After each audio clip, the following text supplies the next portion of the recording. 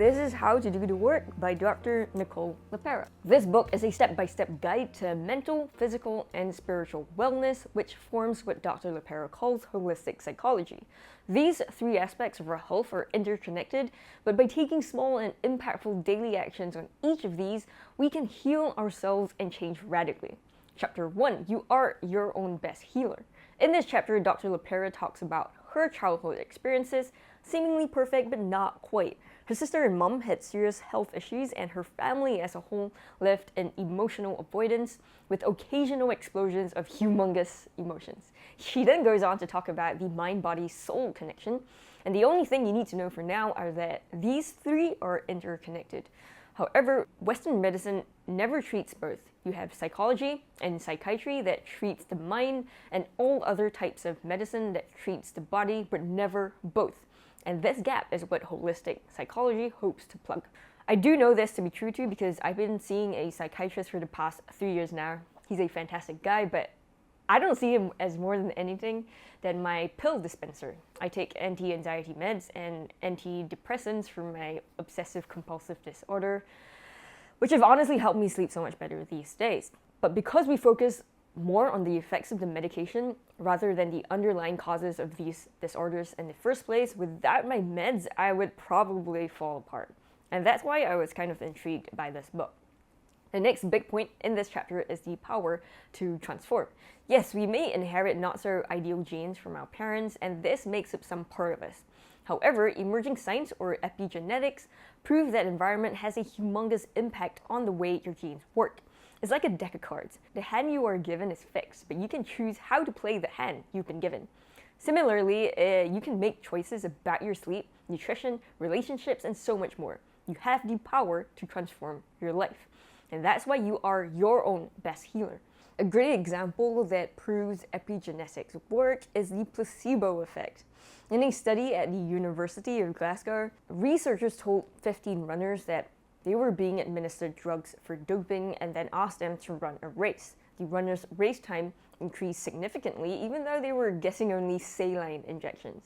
The nocebo effect works in full force here too, but with really scary side effects. In the 1970s, a physician accidentally told a patient who had been diagnosed with some sort of cancer that he had 3 months to live.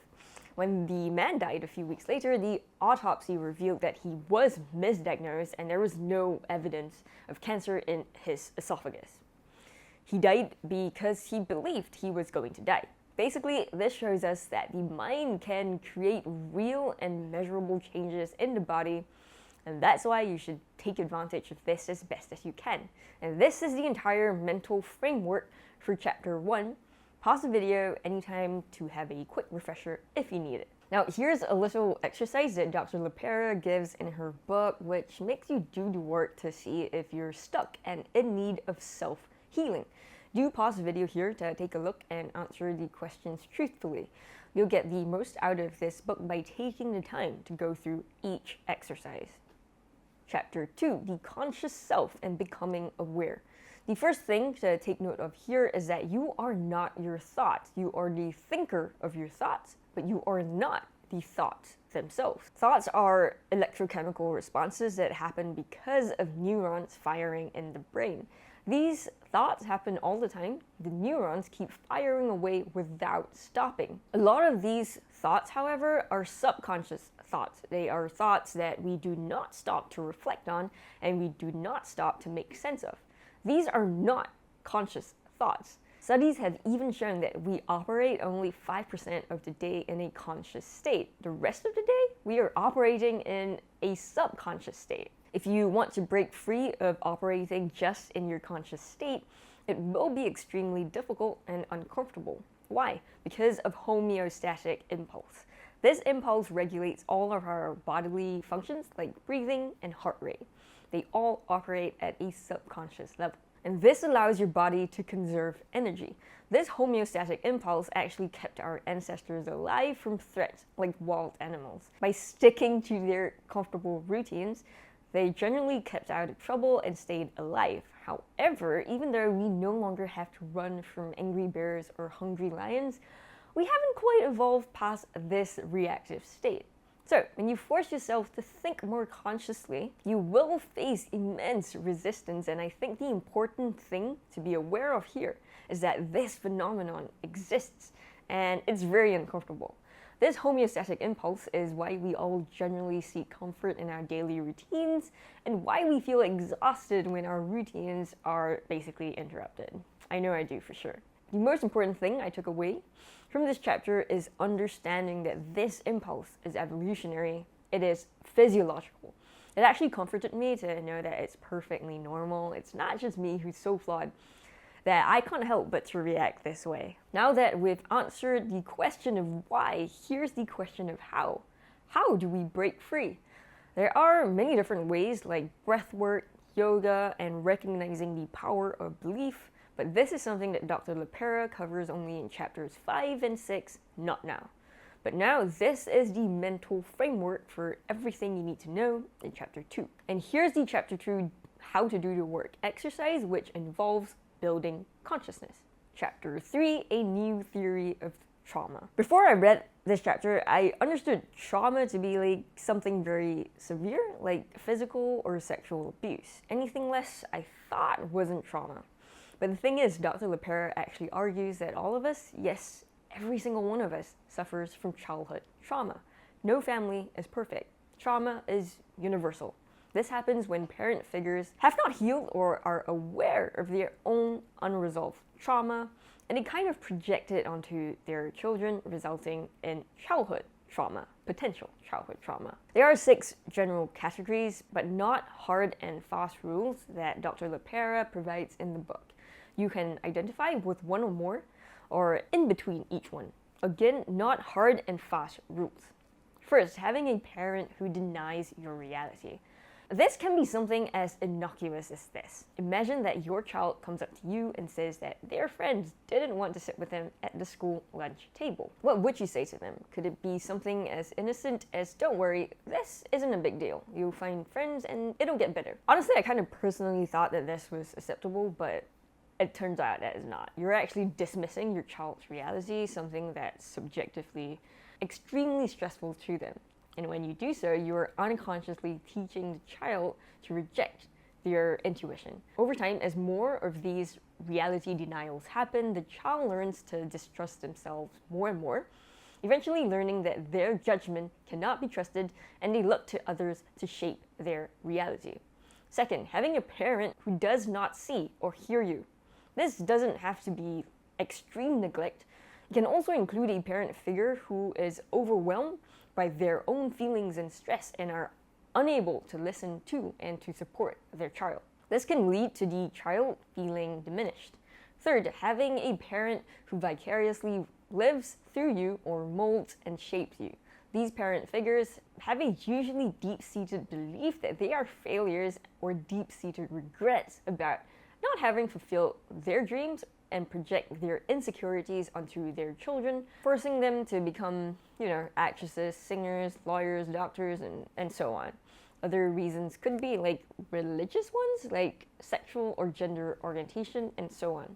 The result is that the child feels an oppressive amount of pressure to succeed. They abandon their true dreams to fulfill someone else's, and this leads to resentment, indecisiveness, procrastination, and an obsessive need to succeed might also manifest later in life.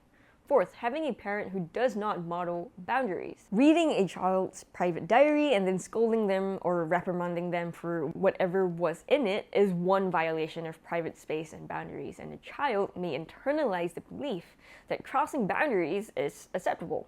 In future relationships, they may go through their partner's phones and private details. Another violation is when one parent figure complains to a child about the other parent figure for whatever reasons like infidelity or other financial issues and stuff. This is extremely overwhelming for the child and will cause them to feel very conflicted. Fifth, having a parent who is overly focused on appearance. If a parent figure constantly comments on a child's weight or obsesses over minor details like hair, the child will learn that some parts of their physical appearance are acceptable and not acceptable. This ultimately makes them believe that receiving love is conditional on outward appearance. Even the mere act of a parent figure fixating on how they look or how others look, not the child, will have the child internalizing that sort of behavior for themselves. 6. Having a parent who cannot regulate their emotions. Most children do not have parent figures who could identify, let alone regulate their own emotions. Instead, they may project these emotions inwards, resulting in long-standing silent treatments. Or they may project these emotions outwards, lashing out at the child. Now, here's the overall mental framework for Chapter 3 on the different types of trauma that the book goes through. And of course, the exercise for this chapter is simply to identify what your childhood traumas are. Nothing more at the moment. Just take a look at these pages on the screen here and pause to go through the exercises that Dr. LePera has very brilliantly provided.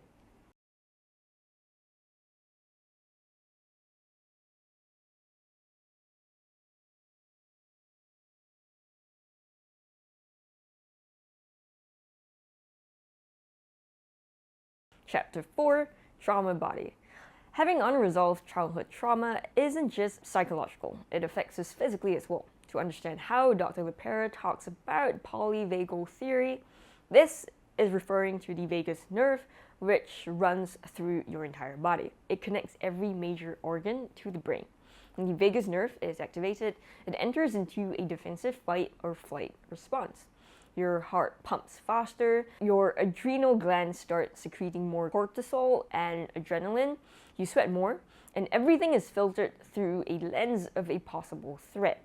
And when you have unresolved trauma, this vagus nerve is always activated, and the more this happens, the more your mind and body start to crave the strong physical response that comes from being constantly on edge. Eventually, you kind of just get addicted to it. This is a very, very quick summary of the chapter because there was like a lot of sciencey stuff that my totally non-sciencey brain found difficult to understand. Anyway, to do the work for this chapter, Dr. LePera first recommends witnessing yourself and becoming aware of your different symptoms. After that, she recommends restoring balance to your nervous system with a few exercises that you can take your time to try out. Chapter 5, Mind-Body Healing Practices. This chapter focuses on specific strategies to heal, not just your body, but also your mind. Strategy 1, heal the gut. When our body is stressed, we either expel our food or hold onto it, and this results in either diarrhea or constipation. On top of that, extraction of nutrients is also hindered. So no matter how healthy you try to be, you could still be undernourished. And in some more extreme cases, all the unhealthy food you eat breeds bad microbes in your gut, which leaks into the bloodstream, causing inflammation everywhere in your body. And this makes you physically and also psychologically ill. The best way to heal your gut is to actually eat whole, nutrient-dense foods. Also, you can add fermented foods like sauerkraut and yogurt because they are rich in probiotics. Dr. LePera also recommends intermittent fasting here, which gives your digestive system a break. This can be full-day fasts, 10-hour windows of easing, or just snacking less frequently. Strategy 2, healing sleep. When we sleep, our body repairs itself, our brain washes itself of any brain poop it has built up during the day, and our cells regenerate. All these strategies of limiting screen time, alcohol, and caffeine work here. You should also maintain a consistent bedtime routine and do things that promote a sense of calm, like taking a bath or snuggling with your partner. Strategy 3, healing with breath. Breath work is what doctor suggests to the brain that we are in a non-threatening environment, and this is what Dr. LePera calls doing planks for the vagus nerve. Basically, training the vagus nerve. This is the exact breath work that she does every day. Sit or lie down in a comfortable place. Take a deep breath from the lowest part of your stomach.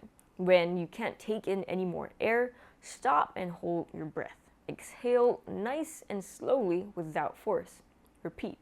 Strategy 4, healing with movement. Any physical activity you do helps to deepen sleep, improve your mood, and also overall physical bodily health. But one particular activity that Dr. LePera recommends here is yoga where you test the outer limits of your body and your mind. As the yoga postures get more difficult, the vagus nerve learns how to control your stress response or return back to a calm or neutral state more easily, allowing you to grow more emotionally resilient in the process. Strategy 5, healing with play. Play is something that helps you enter flow, a state where you feel pleasure or enjoyment from the doing, not the results of the doing. A great pastime here is singing, especially with others, and this also trains the vagus nerve the same way that breath work and yoga do. And these are the strategies to help heal the body. Next step, on the other hand, seeks to transform the mind instead with the power of belief, and that's chapter 6. A belief is a practiced thought grounded in lived experience, and these are built up over years of thought patterns, interior and exterior validation. When a belief is repeatedly validated, it can become a core belief. This is our deepest perceptions about our identity installed in our subconscious. These are all the exact words of Dr. LePera. Here are some examples of core beliefs that I found throughout the book, which I thought was very helpful. One of Dr. LePera's core beliefs is this: I am not considered. This was because her mom had her own anxieties and insecurities to deal with and was in a way not quite so present in Dr. LePera's life. Another of her core beliefs is this: I enjoy only things that I'm naturally good at and will quit anything that challenges me or is not immediately easy.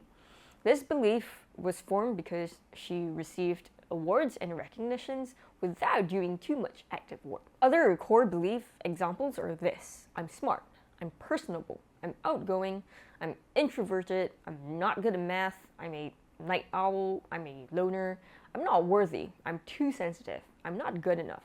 Remember, core beliefs can be anything, whatever you believe to yourself. Once a core belief is formed, you engage in confirmation bias, where any information that does not conform or confirm your beliefs is typically ignored. And humans in general tend to conform to negativity bias. We pay more attention to negativity rather than positivity. Is that you can have 1,000 wonderful comments on your YouTube channel, but the one single hate comment stings so much more than all the good ones. After you've identified your core beliefs, you will then be able to judge a situation more objectively. Am I being passed over for a promotion because I believe I'm unworthy? Or is this just my confirmation or a negativity bias talking? Or do I have some improvement to make up for and I'll get it next time? And of course, the exercise for this chapter is right here. While witnessing your thoughts throughout the day, what themes do you notice about yourself, others, your relationships, and about your past, present, and future? Chapter 7, meet your inner child. Almost every single one of us has a deeply wounded inner child inside of us, and these wounds are because of consistently unmet emotional, physical, and spiritual needs from our childhood. Because our wounded inner child has never healed, they continue to greatly influence our emotions even when we've reached adulthood, and that's why we need to identify which type of inner child we are. There are 7 inner child archetypes, and I'll just quickly list all of them down here. I think it's way better to see exactly how Dr. LePera perfectly describes each archetype, so I'm going to turn to the book right now. The caretaker gains identity and self-worth through neglecting their own needs, believes the only way to receive love is to cater only to others. The overachiever feels heard, seen and valued only through success and achievement, uses external validation to cope with low self-worth. The underachiever keeps themselves small, unseen, and beneath their potential due to a fear of criticism or failure, believes the only way to receive love is to stay invisible. The rescuer/protector attempts to rescue those around them to heal from their own vulnerabilities and believes the only way to receive love is to help others solve their problems. The life of the party: happy, cheerful, and comedic. Never shows pain.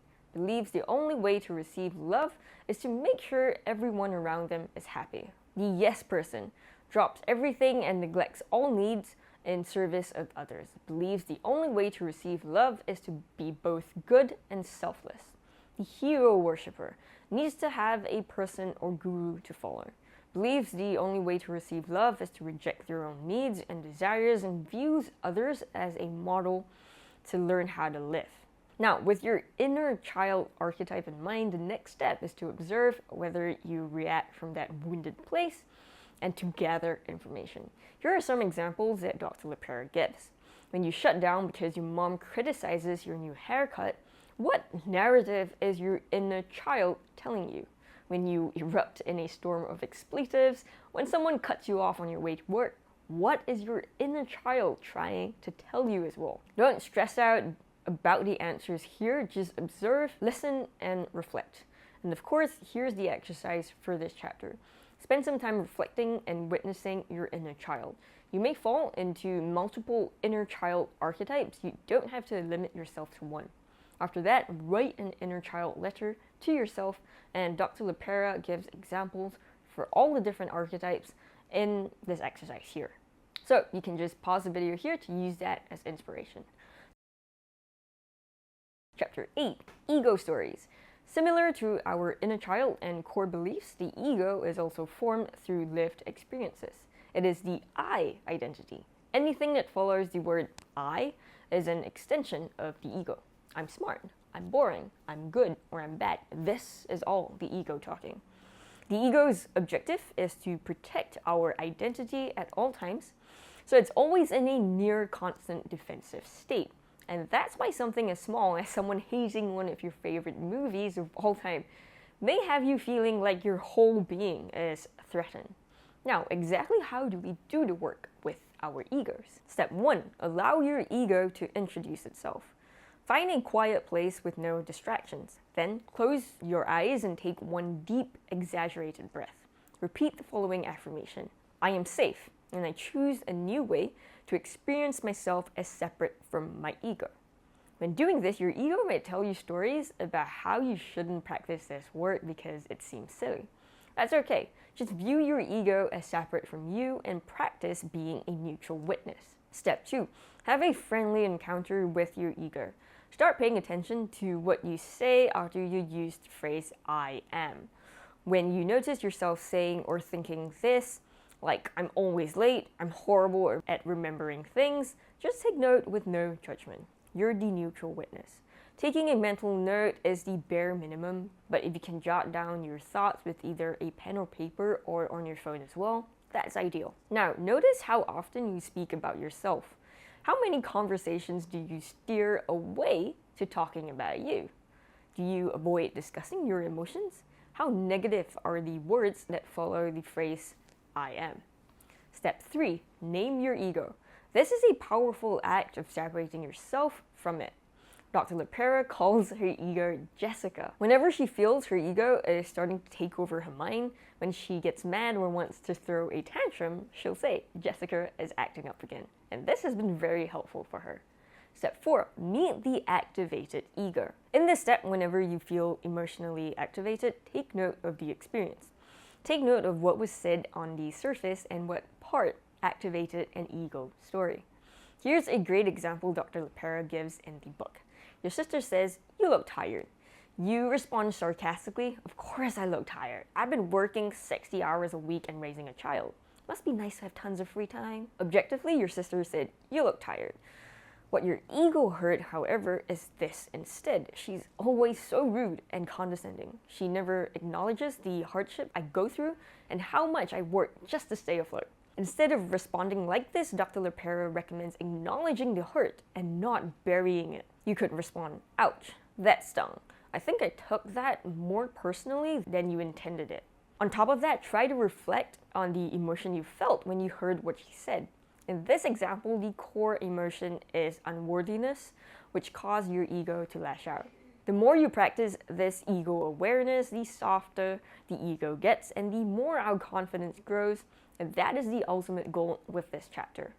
Chapter 9, Trauma Bonds. The general trend here is that if you had affectionate, supportive, and loving bonds in infancy, you are more likely to have such bonds in adulthood. However, if you had distant, erratic, and abusive relationships in childhood, you're more likely to seek out the same bonds in adulthood. And that's where we get trauma bonds. Why exactly does this happen? Because for people who have experienced trauma, the feeling of mental and physical activation, which brings about a heightened state, this can sometimes be mistaken for an authentic connection or the thrill of a new relationship. Now, what are the different trauma bond archetypes? These are based off of the 6 different childhood trauma archetypes that we went through earlier in chapter 3. I'll just put them up on the screen here so that you can get a quick refresher. And after that, let's go through each one. First, having a parent who denies your reality. Anytime a child was told that what they was experiencing was not valid, a void is created. In adulthood, they become typically conflict avoidant and follow the mantra of, if you're okay, I'm okay. They've been disconnected from their intuition for so long that they outsource their decisions and needs to everyone around them. Second, having a parent who does not see or hear you. These people have learned early on that they must quiet their true nature in order to receive love. In adulthood, they almost entirely eliminate their wants and needs to make sure they receive anything they can. Third, having a parent who vicariously lives through you. This creates a lack of space for our authentic selves. In adulthood, this results in reliance on external guidance. We seek input or feedback on all of life's big and small decisions. We may also constantly seek gurus or guides, and we constantly drink the Kool-Aid of new ideas. Fourth, having a parent who does not model boundaries. Some of our parent figures unconsciously crossed our boundaries by telling us to do things we didn't feel comfortable with for the sake of being good or polite. In adulthood, we may find ourselves overriding our own needs in relationships and constantly allowing our limits to be crossed, eventually feeling resentful and thinking stuff like this: why do people take advantage of me? Why don't people appreciate me? Fifth, having a parent who is overly focused on appearance. As adults, we may constantly compare ourselves to others to see if we measure up on superficial levels. We may even deny or intentionally hide painful or difficult issues we are experiencing just so we can remain seemingly perfect. And sixth, having a parent who cannot regulate their emotions. When we see our parents explode or withdraw, we are left feeling emotionally overwhelmed. By adulthood, we lack adaptive emotional coping skills and emotional resilience, and may exhibit the same emotional reactivity or inhibition as our parents. In more extreme cases, this can lead to dissociation, relying on external aids like drugs, alcohol, social media, or even food. Eventually, after recognizing any possible trauma bonds in your relationship, the end goal is to do the work and come to a point of true, authentic love. This is not an emotional roller coaster, it's a grounded state that feels peaceful and safe. And this is the overall mental framework for chapter 9 on trauma bonds. And of course, Dr. LePera also gives us homework for this chapter, so it's reflecting on the different archetypes that may be applicable to you and taking the time to observe your current relationships and hopefully coming to a place of authentic love.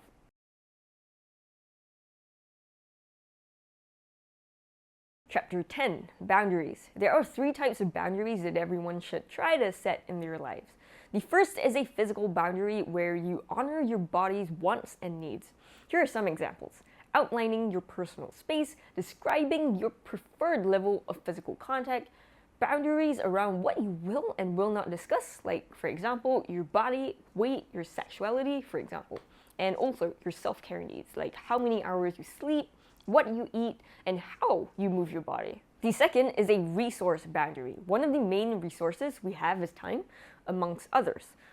So when we are too free with our time resource, we are always on call to our friends and family. For example, if they call in the wee hours of the night, 3-4 a.m. or so, you'd still pick up the call.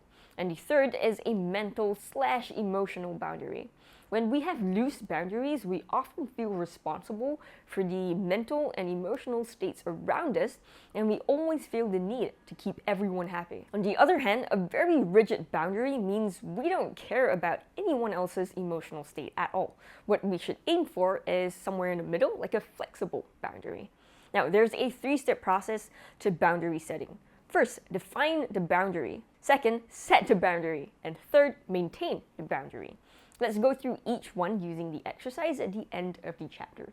Step 1, define the boundary. Take a look at all the boundaries available to you in all of your relationships. So we have physical boundaries, so personal space, physical contact, and certain types of verbal comments. Then we've got mental/emotional boundaries, like sharing your thoughts, opinions, and beliefs. And then we've got resource boundaries, where you don't take personal responsibility for other people's emotions and limiting the amount of time spent on venting problems. The next page also shows prompts to help you decide what you feel safe and comfortable in and what type of boundary you need to set. So, for example, my physical self feels uncomfortable when my coworker constantly makes jokes about my appearance. To create space for my physical self to feel more comfortable, I no longer want to be around people who make these types of jokes. Second, step 2, set your boundary. This involves communicating your new boundary, and here are some example paragraphs that you can use to set the boundary. It goes something like this. I am making some changes so that we can maintain our relationship, as I care about you and hope you can understand that this is important to me. I imagine you may be uncomfortable with my new food choices. When you constantly comment on what I am or am not eating, I often feel uncomfortable eating around you, and I understand this is something you may not be aware of. In the future, I would like to avoid talking about food or food choices altogether. If you constantly comment on my food choices again, I will remove myself from our conversation or the activity we are engaging in. And finally, step 3, maintain the boundary, which basically involves not going back to your older patterns that make you uncomfortable, even if you get backlash from your friends or family. Dr. LePera did say that this chapter is probably one of the most important ones, so it's good to work on this exercise as much as you can before moving to the next bit. That's chapter 11, reparenting. This is a process that enables you to relearn how to meet the unmet needs of your inner child through daily dedicated and conscious action. There are 4 main pillars to reparenting. The first is emotional regulation, the second is loving discipline, the third is prioritizing self-care, and the last is rediscovering our childlike sense of wonder. To get a better idea of how to do so, the exercise at the end of this chapter was incredibly useful for this. So you can cultivate emotional regulation, practicing deep belly breathing, witnessing sensations that different emotions activate, observing what causes you to feel emotionally activated, but doing so without judgment. Basically, this is everything that Dr. LePera has been stressing throughout this entire book so far. Second, loving discipline. This involves keeping small promises to yourself each day, developing daily rituals, saying no to things that don't serve you, standing firm with your boundaries, and so on. These daily habits can be as simple as drinking a glass of water every morning or flossing your teeth every night. The thing is, no matter how small the habit, we prove to ourselves that we are worth showing up for, and that builds resilience. Also, remember that there will be some days where showing up is hard, so do have compassion and be kind to yourself on these days. It's okay to take a day off to rest. Third, we have self-care. This involves going to bed a bit earlier, cooking home-cooked meals, meditating, moving your body, journaling, and so on. And fourth, we have rediscovering our childlike wonder. Here, we should prioritize things in our lives that bring us joy, not because of secondary gains like money, fame, success, and so on. Dancing, singing, doing something spontaneous, finding a new hobby, listening to all your favorite music, all of that counts. And yeah, basically this is the general framework for reparenting. These 4 pillars aren't something you have to follow in like a linear manner, just do whatever you're more comfortable with. Chapter 12, emotional maturity. That's the ability to tolerate and regulate emotions, both good and bad emotions, in order to allow others to express themselves. Emotional immaturity is basically the opposite. Emotionally immature people are so uncomfortable with their emotions that they lash out, become defensive, or shut down. Now, how can we discover and meet our needs in emotionally mature ways? The first step is reconnecting with and rediscovering your emotions. Before you're able to soothe the emotions bubbling up in you, you first need to identify what emotions you're having in the first place. For example, anytime Dr. LePera felt activated, she thought she was experiencing stress. However, she realized after a while that she was confusing excitement with stress. Nowadays, whenever she feels emotionally activated, she takes a step back to look at it from a different angle. Is it really stress? Or is it anxiety? Or is it excitement? In the end of chapter exercise, Dr. LePera recommends doing this daily meditation, and she even provides this guided script over here. Pause the video here to take a read for yourself. As for the second step, after identifying your emotions, you must now help your body return to balance. To do so, there are two types of activities you can try out: soothing activities and enduring activities. Soothing activities are relaxing ones like taking a bath, doing a self-massage, reading, listening to music, snuggling, moving, expressing your emotions, or writing. On the other hand, enduring activities include resting, grounding yourself, engaging in breath work, spending time outside in nature, meditating or praying, reciting affirmations or mantras, distracting yourself, and finally, getting support. Now, you may find that taking a bath works for you, but what if you're not able to take a bath when such things happen, like when you're at work at the office? In this case, we will have to endure the emotions that come instead of soothing them immediately. To do so, you will need to have faith in yourself that you will get through this eventually. Also, recognize that you have a limited emotional tolerance, and when you're feeling exhausted or burnt out, take yourself out of a situation before you feel emotionally activated. Say no, go home, stay home, and rest. Chapter 13, Interdependence. Human beings are built for connection. Our ancestors, so all the way back to our hunter-gatherer times, lived in groups for safety, division of labor, and all other aspects of life. Nowadays, if we feel lonely and unconnected to others, we're more susceptible to heart disease, dementia, depression, and a whole range of other illnesses. And that's where we get to interdependence. This is a two-way state of authentic connection. Only when I am a unified whole will I be able to connect authentically with others in a way that serve both of our spiritual, emotional, and physical needs. That's why you have to complete the other chapters first before starting on this chapter. The goal in this chapter is to find your community. This can be in an online social network, in your immediate neighborhood, in interest groups or clubs like book clubs, churches, school systems, or hobbies. Dr. LePera started posting about her journey on Instagram. That's how she connected with others and shared her message.